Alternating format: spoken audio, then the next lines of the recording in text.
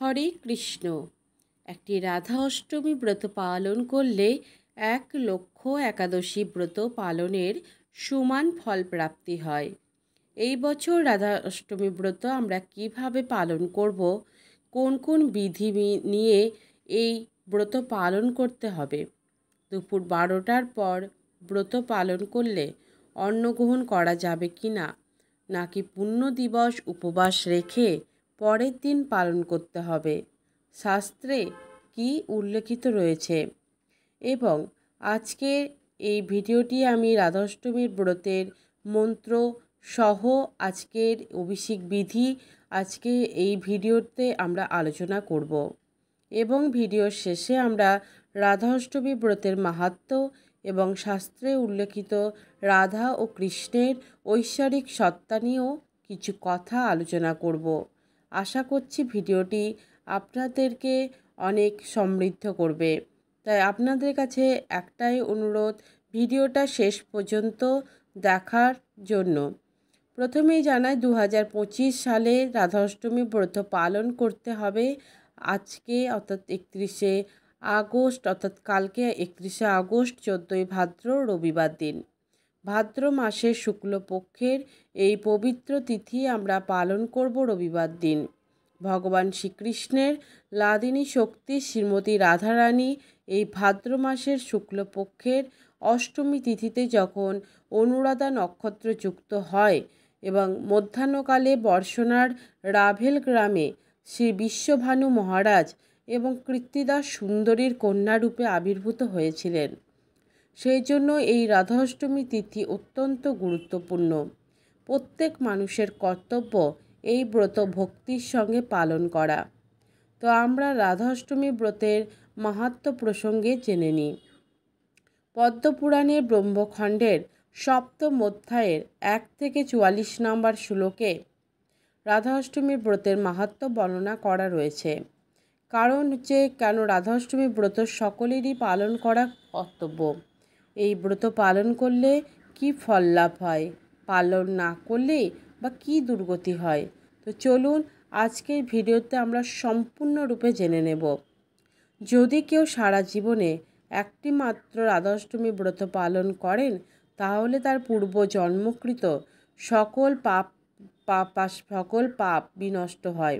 এবং তার পরবর্তী শ্লোকে বলা রয়েছে, যদি কেউ নিষ্ঠার সহিত রাধা অষ্টমী ব্রত পালন করলে তার সহস্র একাদশী পালনের শতগুণ ফল লাভ হয়, অর্থাৎ 1,00,000 একাদশী ব্রত পালনের ফল লাভ হয়।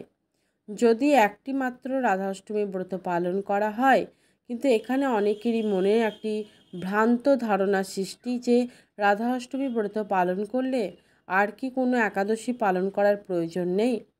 তো এটা হচ্ছে একটা কপট বুদ্ধি এবং এই কপটতার দ্বারা ভগবানকে সন্তুষ্ট করা যাবে না। যারা পাপ পুণ্যের কথা ভেবে ব্রত করে, যারা পাপ পুণ্যের প্রতি লালায়িত, তারা ভগবানকে লাভ করতে পারে না। পাপ এবং পুণ্য হলো বদ্ধ অবস্থার কারণ।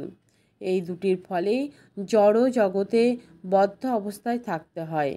পুণ্যকর্মের ফল হচ্ছে স্বর্গলাভ এবং পাপকর্মের ফল হচ্ছে নরক যন্ত্রণা। কিন্তু যারা প্রকৃত ভক্ত এবং তারা পাপ পুণ্যের কথা ভেবে কখনোই ভগবানের সেবা করেন না, তারা ভগবানকে সন্তুষ্ট করার জন্য ব্রত পালন করে থাকেন। এই ব্রত পালন করে আমি এই ফল পাব এবং এইসব তারা ভ্রুক্ষেপই করেন না। কিন্তু যারা এই ব্রত পালন করে এবং যারা এই জড় জগতে বদ্ধ অবস্থায় রয়েছেন, তারা পুণ্যের বিচার করেন। তাই তাদের উৎসাহিত করার জন্য যে শাস্ত্রে বিভিন্ন রকমের ফলের উল্লেখ করা হয়েছে। শাস্ত্রে বলা হয়েছে, যতদিন দেহে প্রাণ থাকবে প্রত্যেকটি জন্মাষ্টমী ব্রত, রাধা অষ্টমী ব্রত, নরসিংহ চতুর্দশী ব্রত পালন করতে হবে। অর্থাৎ শাস্ত্র তাদের অনুপ্রাণিত করার জন্য বিভিন্ন ফলের কথা বলেছেন। যারা ধর্মকর্মে মনোনিবেশ করতে পারেন না, ব্রহ্মখণ্ডের পরবর্তী শ্লোকে বলা হয়েছে, পর্বত পরিমাণ স্বর্ণ দান করলে যে পুণ্য ফল লাভ হয়, তার শতগুণ ফল লাভ হয় একটি মাত্র রাধাষ্টমী ব্রত পালন করলে। তার পরবর্তী শ্লোকেই বলা হয়েছে, হাজার কন্যাদানের সমান ফল লাভ করা যায় এবং যদি কেউ শ্রদ্ধার সহিত একটি মাত্র রাধাষ্টমী ব্রত পালন করে থাকেন। একটি রাধাষ্টমী ব্রত পালন করলে গঙ্গা যমুনাদি সহ 3.5 কোটি তীর্থ দর্শনের সমান ফল লাভ করা হয়। এমনকি কেউ যদি অভক্তির সাথে, অশ্রদ্ধার সাথে, অবহেলায় এই ব্রত পালন করে, তার কোটিকুল ভগবত ধামে থাকার সুযোগ পায়। এই হলো রাধা অষ্টমী ব্রত পালনের মাহাত্ম্য। এবার আমরা জেনে নেব রাধা অষ্টমী ব্রত পালন না করলে কি হয়। পদ্মপুরাণের 7ম অধ্যায়ে উল্লেখিত রয়েছে, যদি কোনো মূঢ় ব্যক্তি জেনে বা না জেনে এই রাধা অষ্টমী ব্রত পালন না করে, তাকে 100 কোটি কল্পকাল নরক যন্ত্রণা ভোগ করতে হয়। এক কল্পকাল হলো মানুষের হিসাব 432 কোটি বছর। 432 বছর নয়, 432 কোটি বছর। এবার তাকে 100 দিয়ে গুণ করলে যা হয় তা হলো এক কল্পকাল। এরকম 100 কোটি কল্পকাল তাকে নরক যন্ত্রণা ভোগ করতে হবে। অনেকে বলেন, না জেনে ব্রত পালন না করলে কী বা দোষ হবে। হ্যাঁ, কাঁচা মরিচ বা কাঁচা লঙ্কা যদি না জেনে খান বা না জেনে খান, ঝাল তো সবসময়ই লাগবে। তার পরবর্তী শ্লোকে বলা হয়েছে, কোনো নারী, সে সধবা হোক বা বিধবা হোক, যদি রাধা অষ্টমী ব্রত পালন না করে, তাকে কোটি কল্পকাল নরকে বাস করতে হয়। তারপর সে যদি মনুষ্য জন্ম পায়, তাহলে তো ভীষণ দুর্লভ। এবং সে যদি এই রাধা অষ্টমী এবং সে যদি মনুষ্য জন্ম পায়, তাকে বৈধর্ব যন্ত্রণা ভোগ করতে হবে। এই রাধা অষ্টমীর মাহাত্ম্য যে শ্রদ্ধাপূর্বক পাঠ বা শ্রবণ করে, নিত্যকালে বৈকুণ্ঠে থাকার সৌভাগ্য লাভ করে। এবং শাস্ত্রে উল্লেখিত রয়েছে, রাধা অষ্টমী ব্রতের মাহাত্ম্যের কথা বলা হয়েছে, তা কখনোই সরল মানুষকে ভয় দেখানোর জন্য নয়। অনেকের মনে একটি প্রশ্ন, রাধা অষ্টমী ব্রত পালন না করলে এত ভয়ঙ্কর শাস্তি পেতে হবে? ভগবানের প্রকৃত উদ্দেশ্য মানুষকে ভয় দেখানোর জন্য নয়। পদ্মপুরাণে যে নির্দেশ দেওয়া হয়েছে, রাধা অষ্টমী ব্রত পালন না করলে কি ভয়ঙ্কর শাস্তি ভোগ করতে হয়। কোনো পাপ মানুষকে স্পর্শ করে, তার মাধ্যমেই এটা বলা হয়েছে। ভগবানের সন্তুষ্টির জন্য যাতে আমরা একদিন রাধা অষ্টমী ব্রত অবশ্যই পালন করে থাকি, যাতে আমরা কোনো রকম ভুল না করে ভগবানের সন্তুষ্টি বিধানের জন্য চেষ্টা করি। এই ব্রত পালন করলে কার লাভ হবে? যিনি ব্রত করছেন তারই লাভ হবে। তাই প্রত্যেকটি মানুষের উচিত শ্রদ্ধার সহিত, ভক্তির সহিত একটি দিন নিজেকে ভগবানের সেবায় নিয়োজিত করার জন্য। শাস্ত্রে উল্লিখিত রয়েছে, পাপের ফল ভোগের এই নির্দেশনা হলো তাদের জন্য যারা শাস্ত্র বাক্যকে লঙ্ঘন করে, যারা ভগবানের নির্দেশকে অমান্য করে, যে কারণে তাদেরকে নরক যন্ত্রণা ভোগ করতে হয়। যারা ভগবানের নির্দেশকে অমান্য করে এবং নরক যন্ত্রণা ভোগ করতে হয়। এবার আমরা জেনে নেব 1600 উপাচার সহ শ্রীমতী রাধা ঠাকুরানীর অভিষেক বিধি। এই অভিষেক প্রক্রিয়াটি আপনাকে মধ্যাহ্নকালে অর্থাৎ দুপুর 12টার পরে সম্পাদন করতে হবে। অভিষেক প্রক্রিয়া শুরু করার পূর্বে প্রয়োজনীয় উপকরণগুলি যেগুলি লাগবে সেগুলি হলো ধূপ, দীপ, ফুল, ফল, আতপ চাল, সিদ্ধ জাল এবং নৈবেদ্য হিসেবে 8 রকমের ফল লাগবে। একটি পাত্রে পঞ্চামৃত বা মধুপর্ক তৈরি করে রাখুন। পঞ্চামৃত হলো দুধ, দই, ঘি, মধু এবং চিনির মিশ্রণ।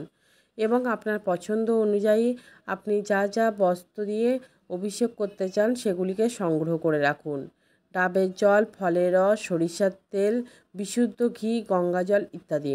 এবং রাধা অষ্টমী ব্রতের ক্ষেত্রে হলুদ রঙের ভীষণ গুরুত্ব রয়েছে এবং তাই আপনি যদি ব্রত পালন করেন, চেষ্টা করবেন হলুদ রঙের বস্ত্র পরে অভিষেক করার।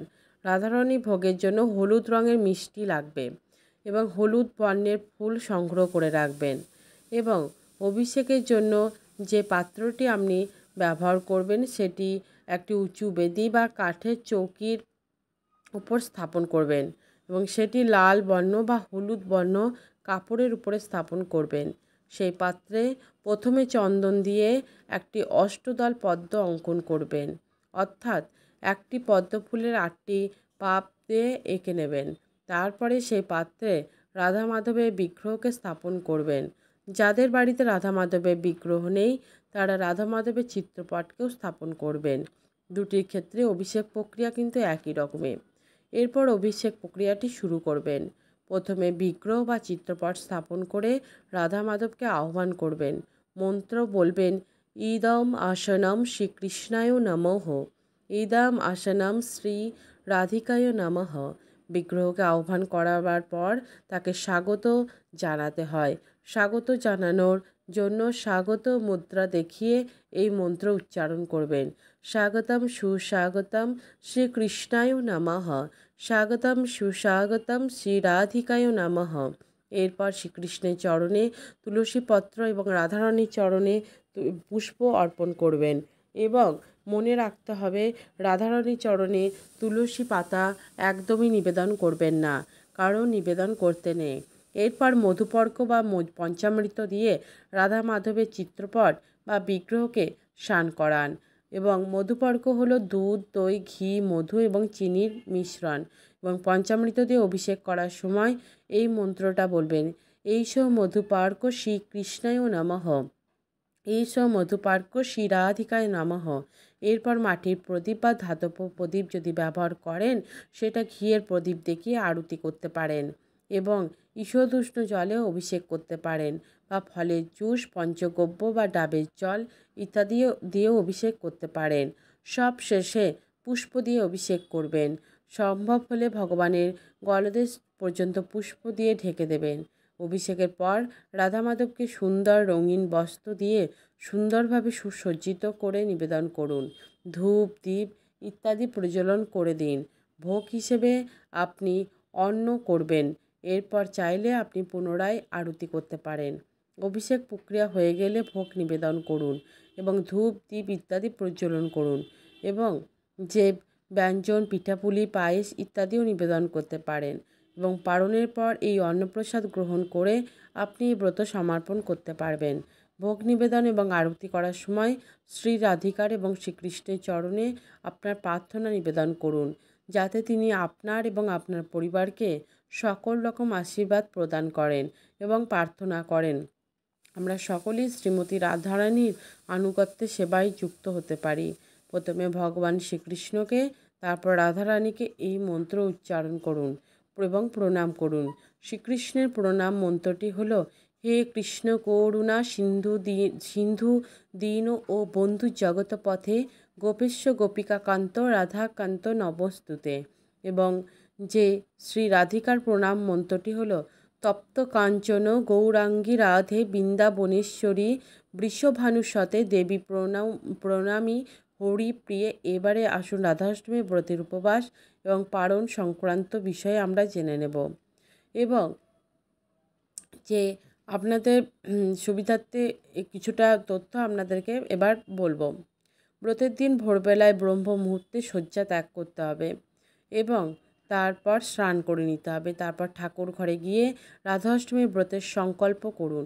মনে মনে প্রার্থনা করুন আপনি যাতে সঠিকভাবে পালন করতে পারেন এবং শ্রীমতী রাধারানীর কাছে প্রার্থনা করুন যাতে আপনাকে সেই শক্তি তিনি প্রদান করেন, যার দ্বারা আপনি এই ব্রত নিষ্ঠার সহিত পালন করতে পারেন। আপনি চাইলে সংকল্পও করতে পারেন এবং সংকল্প মন্ত্রটি হলো, ওম বিষ্ণুম ইয়াজ্ঞম বাসুদেবম হরিম রাধাবল্লভম স্মরামি। শ্রীমতী রাধা ঠাকুরানী যেহেতু মধ্যাহ্নকালে অনুরাধা নক্ষত্রে আবির্ভূত হয়েছিলেন, তাই মধ্যাহ্নকালে মহা অভিষেক, মহা আরতি, ভোগ নিবেদন ইত্যাদি হয়ে থাকে। আপনি চাইলে বাড়িতেও অভিষেক প্রক্রিয়া করতে পারেন যা এবং আপনারা শুদ্ধভাবে অন্ন ব্যঞ্জনাদি রন্ধন করে রাধা মাধবকে ভোগ নিবেদন করতে পারেন এবং দুপুর 12টার পরে অন্নপ্রসাদ গ্রহণ করে ব্রতভঙ্গ বা পারণ ক্রিয়া সমাপ্ত করতে পারেন। বায়ু পুরাণ এবং অন্যান্য শাস্ত্রে উল্লেখ রয়েছে উৎসব অন্তে পারণ ও ক্রিয়া সমাপ্ত করা হবে। যেহেতু রাধাষ্টমীর ব্রতের উৎসব মধ্যাহ্নকালে হয়ে থাকে, সেই কারণে দুপুরে পালন করা যাবে এবং অন্নপ্রসাদও গ্রহণ করা যাবে। তবে কেউ যদি পূর্ণ দিবস উপবাস রেখে পরের দিন সূর্যোদয়ের পরে পালন করতে চান সেটিও করতে পারেন এবং সেই ক্ষেত্রে পরের দিন অর্থাৎ সোমবার সূর্যোদয়ের পরে এই ব্রত সমাপ্ত করতে হবে এছাড়া এই দিন আপনারা শ্রীমতী রাধারানীর মহিমা শ্রবণ করতে পারেন এবং লীলা পুরুষোত্তম গ্রন্থটি পাঠ করতে পারেন এবং শ্রীমতী রাধারানীর অষ্টতর শতনাম শ্রবণ করতে পারেন এবং অত্যন্ত গুরুত্বপূর্ণ এই ব্রত পালনের মাধ্যমে ভক্তরা শ্রীকৃষ্ণ এবং রাধারানীর অনন্ত কৃপা লাভ করতে সমর্থ হন। তাই এই পবিত্র ব্রত পালন করার সংকল্প নিন। আপনার পরিবার এবং বন্ধুদের এই ব্রত পালনে উৎসাহিত করুন। ভক্তি সহকারে রাধারানীর পূজা অর্চনা করুন। ব্রত পালন করলে আপনার জীবন ভগবান কৃপায় পূর্ণ হয়ে উঠবে। এবার আমরা জেনে নেব রাধা এবং কৃষ্ণের ঐশ্বরিক সত্তা নিয়ে শাস্ত্রে উল্লেখিত রয়েছে এবং কিছু তথ্য জেনে নেওয়া যাক। যদি রাধাষ্টমী ব্রত বা পূজা পদ্ধতির সাথে এই আলোচনার কিন্তু কোনো রকম সংযোগ নেই। ভক্তি রস আস্বাদনের জন্য এবং অনুরোধ করব এটা শোনার জন্য। আশা করছি এই তত্ত্বকথাটি শ্রবণ করে আপনাদের ভালো লাগবে। বৃন্দাবনেশ্বরী শ্রীমতী রাধারানী, যিনি সকল জগতের মাতা, সমগ্র জগতের ঈশ্বরী, তিনি ভগবৎ শক্তি, কৃষ্ণ শক্তি, তিনি ভগবানের লাদিনী, শক্তি লাদিনী, আহ্লাদিনী, যিনি আনন্দ প্রদান করে, আনন্দদায়িনী শক্তি ভগবান শ্রীকৃষ্ণ এবং রাধারানীর অভিন্ন চৈতন্য চরিতামৃত গ্রন্থে উল্লেখিত রয়েছে। রাধা পূর্ণ শক্তি, কৃষ্ণ পূর্ণ শক্তিমান, দুই বস্তুতে ভেদ নাই, শাস্ত্রে রয়েছে প্রমাণ। তারা দুজনেই এক, শুধুমাত্র মাধুর্য রস আস্বাদনের জন্য তারা দুই দেহ ধারণ করেছিলেন। ভগবান শ্রীকৃষ্ণ বসে আছেন শতশৃঙ্গ পর্বতে। সেই শতশৃঙ্গ পর্বতের রাসমঞ্চে তার ইচ্ছায় তিনি নিজেকে আনন্দ প্রদানের জন্য তার বাম অঙ্গ থেকে শ্রীমতী রাধা ঠাকুরানীকে প্রকট করেছিলেন। রাধারানী আবির্ভূতা হয়ে তৎক্ষণাৎ ভগবানের সেবায় নিযুক্ত হওয়ার জন্য রাসমঞ্চের দিকে ধাবমান হলেন। সেই জন্যই রাসমঞ্চেরা এবং তিনি যে ভগবানের সন্তুষ্টির জন্য পুষ্প চয়ন করার জন্য ধাবমান হয়েছিলেন, সেখান থেকেই এই দুয়ে মিলে রাধা শব্দের উৎপত্তি। শ্রীমতী রাধা ঠাকুরানী থেকে সমস্ত লক্ষ্মীর প্রকাশ, সমস্ত গোপীগণের প্রকাশ, ভগবানের সমস্ত মহিষীগণের প্রকাশ এবং পরমেশ্বর ভগবান শ্রীকৃষ্ণ হলেন সর্বশক্তিমান, তিনি সর্ব আকর্ষক। কৃষ্ণ শব্দের অর্থই হলো যিনি সব কিছুকে আকর্ষণ করতে পারেন। শ্রীমতী রাধারানী স্বয়ং শ্রীকৃষ্ণকে আকর্ষণ করেন। পরমেশ্বর ভগবান শ্রীকৃষ্ণ তিনি মদনদেবকে মোহিত করেন বলেই তার নাম হয়েছে মদনমোহন। কিন্তু যে মদনমোহনকেও মোহিত করেন, রাধাষ্টমী ব্রত পালনে ভক্তরা শ্রীকৃষ্ণ শ্রীমতী রাধারানীর অপার কৃপা লাভ করে থাকেন। পদ্মপুরাণে উল্লেখিত রয়েছে, রাধাষ্টমী ব্রত পালন করেন তারা বৈকুণ্ঠ ধামে বাস করার সৌভাগ্য লাভ করেন। এই প্রভৃতি তিথি সকলেই পালন করা উচিত। এই রাধাষ্টমী ব্রত পালনে অংশগ্রহণ করুন, রাধারানী কৃপা লাভ করুন, আপনার জীবনকে পবিত্র করুন। আজকের ভিডিওটা যদি আপনাদের ভালো লেগে থাকে তাহলে এই ছোট্ট চ্যানেলটিকে সাবস্ক্রাইব করার জন্য অনুরোধ রইল। সবাই ভালো থাকবেন, সুস্থ থাকবেন, সাবধানে থাকবেন। Tata, bye bye.